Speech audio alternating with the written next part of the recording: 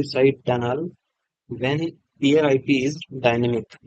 What I mean, sometimes कि जो हमारे ब्रांच ऑफिसेस होते हैं उन पे स्पेसिफिक स्टैटिक आईपी ना होके एडीएसएल कनेक्शंस होते हैं जिसमें हमें आईपी मिलती है डायनेमिक, राइट।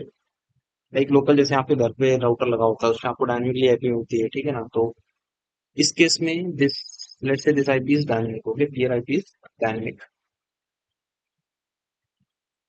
तो इस केस में R1 will not be sure कि पीयर आईपी क्या है, राइट।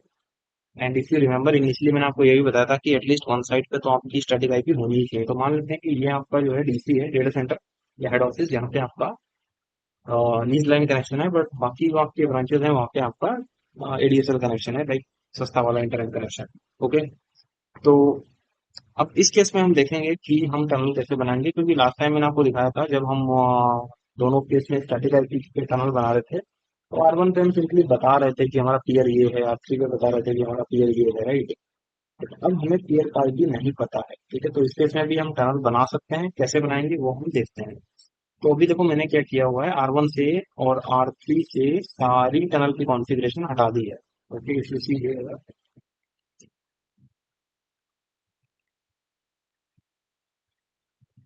तो यहाँ पे ना तो कोई एक्सेस लिस्ट बनी हुई है, ना कोई क्रिप्टो की कमांड चल रही है, ओके। सिमिलरली R3 पे भी हम देखोगे अगर कोई कॉन्फ़िगरेशन नहीं है, ओके। तो देखो आईपी तो हमारी यहाँ पे स्टैटिक ही है। अदरवाइज मैं क्या कर सकता हूँ, मैं ये भी कर सकता हूँ कि R2 को DHCP सर्वर बना दूं और यहाँ पे डायनेमिक आईपी दे दूं, right. But that is something understood कि दिस आईपी इज डायनेमिक। मान लेते हैं ये आईपी डायनेमिक है, तो मैं क्या करूंगा, R1 पे ये 23 आईपी यूज नहीं कर सकते किसी भी कॉन्फ़िगरेशन में, क्लियर आईपी हम नहीं बता सकते, ठीक है ना, बिकॉज दिस इज डायनेमिक। तो देखो इस केस में हमारी कॉन्फ़िग क्या रहेगी, सबसे पहले तो सेम एज हम पॉलिसी बनाएंगे फेज वन की, तो एज हम policy one, encryption AES hashing MD5 और क्या group file for example, and authentication.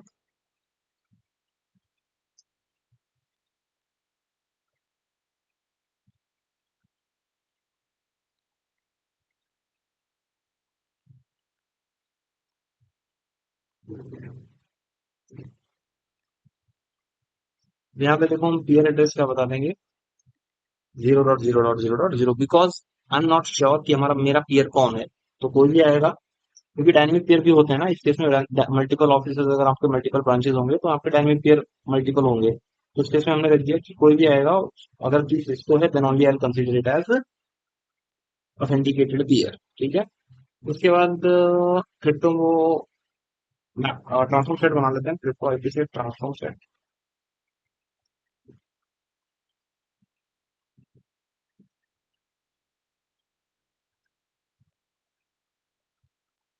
Okay.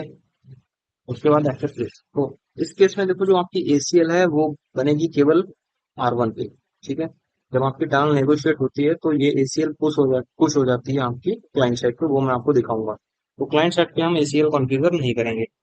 तो एक्सेस लिस्ट और let's say VPN ACL permit, sorry, extended ACL name number ही बना लेते हैं, 101 परमिट आईपी 192.168.0.1.0।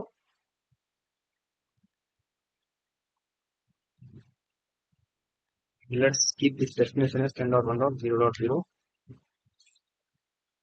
ओके। अब देखो, अब ये हमारे ही ऑफिसेज हैं तो हमें एक चीज ध्यान रखनी पड़ेगी आईपी एड्रेसिंग की, कि कोई भी ऑफिस है उसमें लैन एड्रेस जो चलेगा वो 10.1/16 पे ही चलना चाहिए, ठीक है। मतलब 10.1, उसके बाद 10.20.30.40 ऐसे, ठीक है। तो हमने यहाँ पे एक कॉमन एसीएल बना ली है R1 पे, that is this one, this is our crypto ACL. अब हम अपना यहाँ पे बनाएंगे डायनेमिक मैप, यहाँ पे क्या बनाएंगे, एक हम dynamic map, crypto dynamic map, name दे दिया डी मैप, ठीक है। अब यहाँ पे आप अपना ट्रांसफॉर्म सेट कर लोगे, और एक्सेस लिस्ट कॉल, ठीक है। अब इस डायनेमिक मैप को आप क्रिप्टो सीधा इंटरफेस से अप्लाई नहीं कर सकते, दैट इज वाई अब हम बनाएंगे यहाँ पे एक normal crypto map,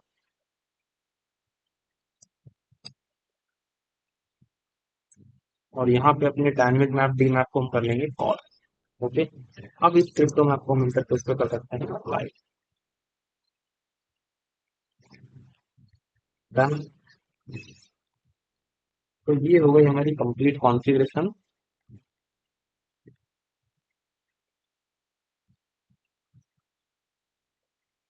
and during this complete configuration, I have not used this peer IP 23111 anywhere. Okay, तो peer IP जो भी होगा सब चलेगा।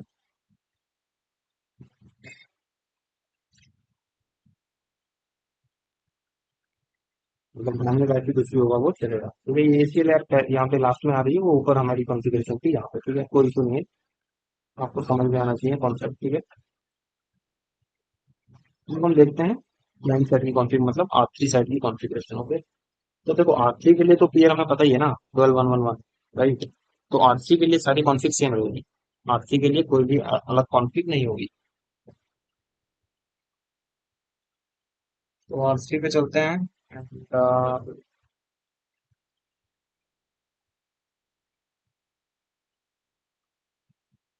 सॉरी यार, एक चीज मैंने आपको यहाँ पे मिस कर दिया, एक्चुअली गलत बता दिया थोड़ा। एक्सेस लिस्ट मैंने आपको बताया था कि ये R1 से कुछ होगी क्लाइंट पे, दैट्स नॉट ट्रू। एक्चुअली यहाँ पे हमें ACL की जरूरत नहीं है। ACL एक्चुअली क्लाइंट बताएगा हेड ऑफिस को, आई मीन R3 बताएगा कि मैं कौन सा ट्रैफिक भेजने वाला हूँ ओवर द टनल। ठीक है, तो ये ACL की कौन सी से हम हटा देते हैं। ठीक है, let me do this from, let me remove it from R1 as well. So ये डी मैप से हमने जो ACL कॉल की थी इसको हटा देते हैं।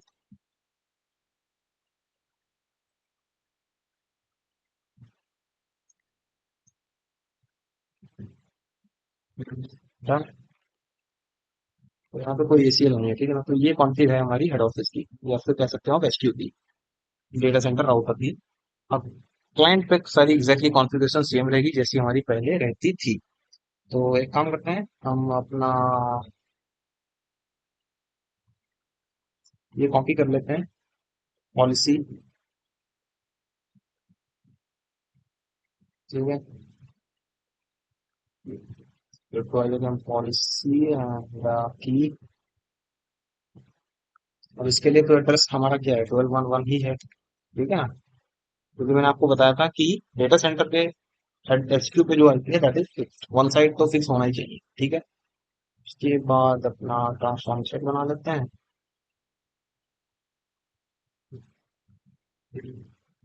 एंड अब कस्टमर मतलब जो ये क्लाइंट साइड है इस पे एक्सेस लिस्ट बनेगी। Access list 101 omit IP 10.1.0।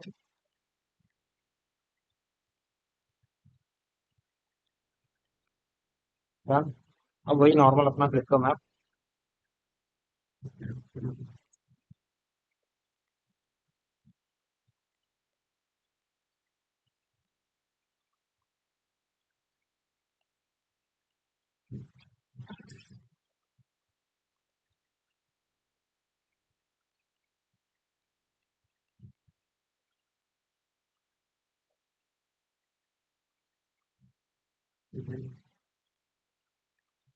ठीक है, तो वही अपनी सारी पुरानी कॉन्फ़िग है जो पहले होती थी, क्योंकि इस पे इसके लिए तो आईपी फिक्स है। ठीक है, तो अब हम अपना कम्युनिकेशन करके देखते हैं। इस केस में एक चीज ध्यान रखना, आपका ट्रैफिक कभी भी इस साइड से इनिशिएट नहीं हो सकता। ट्रैफिक हमेशा कहाँ से इनिशिएट होना चाहिए, कस्टमर साइड से, आई मीन क्लाइंट या फिर ब्रांच ऑफिस से, क्लाइंट साइड से। Okay,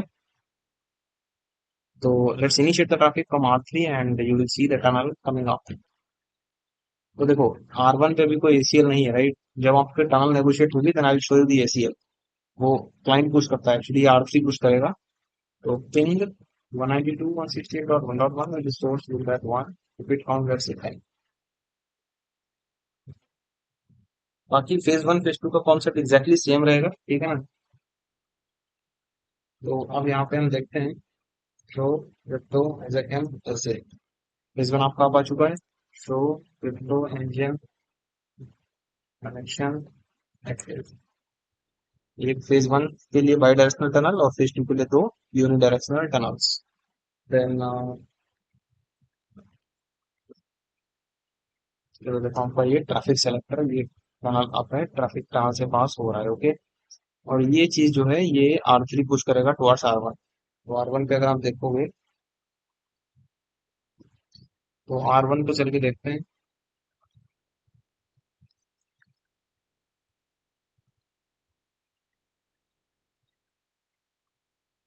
you see, so this VPN traffic selector of crypto ACL this has been pushed from R3 to R1। ठीक है, इस पे कोई हमने ACL बनाई नहीं थी। ये जो ऐसे बने, सिमिलरली अगर कल को यहाँ पे कोई एक और नई साइट ऐड होती है तो आपको हेड ऑफिस पे कोई कॉन्फ़िगरेशन की रिक्वायरमेंट नहीं है। ठीक है ना, you just need to configure that site. ठीक है, तो रियल टाइम में अगर आपके पास multiple small small branch offices हैं जहाँ पे आपके पास डायनेमिक आईपी है, आई मीन एडीएसएल कनेक्शंस, तो वहां पे फिर आप ये सिनेरियो यूज कर सकते हो। आप हेड ऑफिस पे ये कॉन्फ़िगर करके छोड़ दो। अगर इन फ्यूचर आपको कोई नया ब्रांच बनाना है, ऐड करना है, तो आपको बस अपना ब्रांच ऑफिस पे ही कॉन्फ़िगर करनी पड़ेगी, दैट्स इट। ठीक है, आई होप आपको समझ में आ गया होगा। Okay, thank you, see you in next video.